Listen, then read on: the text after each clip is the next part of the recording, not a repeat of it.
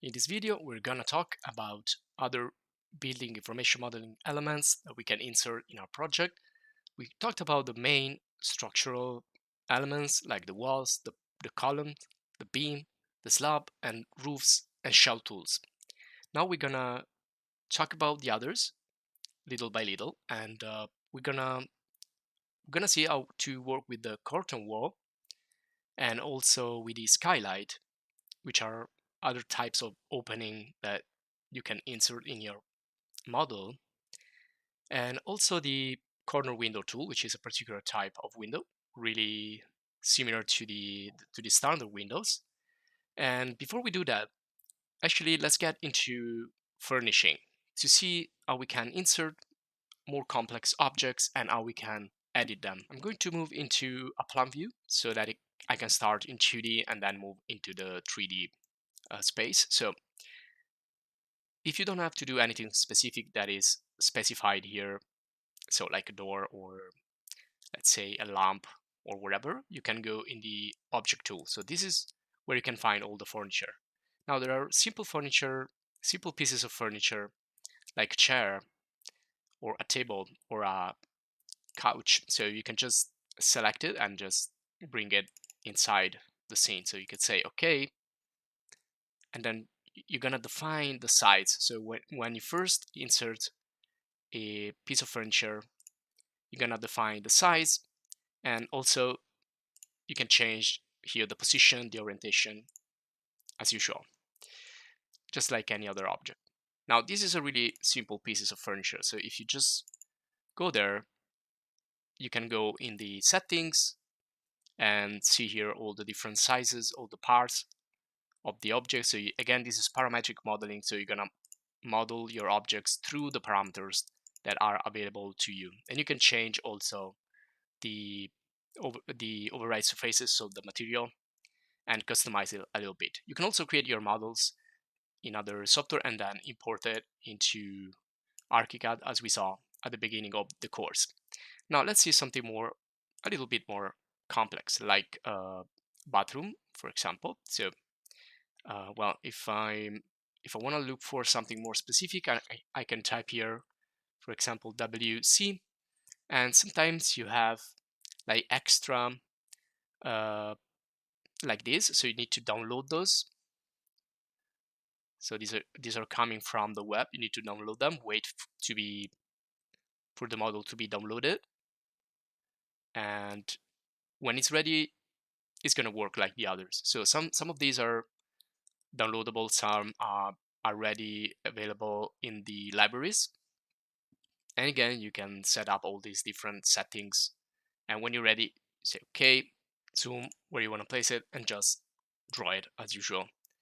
And if it doesn't turn the correct way, you can always quickly click here and rotate it. You can reposition it, adjust it as usual. Now, if you search for, you will find kitchen, you will find furniture for bedrooms, and also for other parts of the house. So again, let's bring in a bed. Here, always check all the different possibilities that you have. Usually you have a lot of choices to make here, so take your time if you want to customize your elements. Otherwise, you can just use the standards. Also here, I'm going to define the width and then the length. You can always use the tab key if you want to move inside the options here. So let's make it 170, for example. Press enter, and there you go. And just the wrong direction. So I'm just gonna mirror it using the middle black button there. And sometimes you can always go here and adjust them a second time. So some of these can be adjusted and resize it just by using the little grips here that you find in the corners, or other pivots and gizmos that you find around the object. So as we already know, we can go down in 3D and see if everything is fine, or if we need to adjust also the height or the offset. Now, depending on where the pavement is, for example, and sometimes you need to adjust this, sometimes they will just be placed perfectly. So this is the 2 pieces of furniture that we inserted. And then, of course, you can fill up all the other rooms with all the furniture that you need and proceed with your interior design project if you need to do an interior design project or an entire apartment or an entire building. Now, another interesting tool here is the cornered window. This is a pretty specific type of window and can be placed in a corner basically. So it's pretty similar to the other, but the peculiarity here is that you can choose a corner and just place there your window. Just click one time and a second time to place the window right there. And let's also do it in 2D so you can see the both ways. So again, this is the corner right here. Just get the tool first right here, and then let's just click. You can see there is going to be how it's going to be visualized, and then let's click again and you will see the window being placed right there. Now, of course, as just like any other thing here, you can edit, so you can just click and drag these dots and gizmos and adjust it in well, you can see different ways. So just go there and experiment. Be careful not to mess it up. As we saw with the windows, you can also create an empty opening, so avoid using this type of windows. And of course, be careful where you're gonna intersect. You can see here I've intersected like an arc opening, so it just created this type of cut, because right here I'm cutting with the morph tool, if you saw the lesson on the openings. So this is another pretty interesting tool. And let's go, before actually starting with the curtain walls, I want to show you also the skylight, which is also pretty interesting.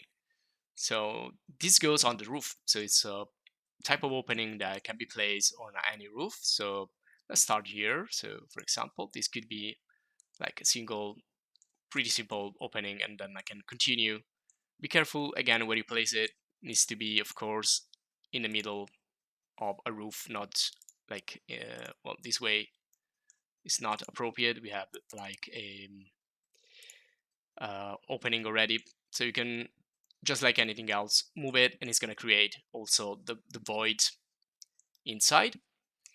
And also we have more types available if we go in the library, I believe, because here in the skylight we only have this one here.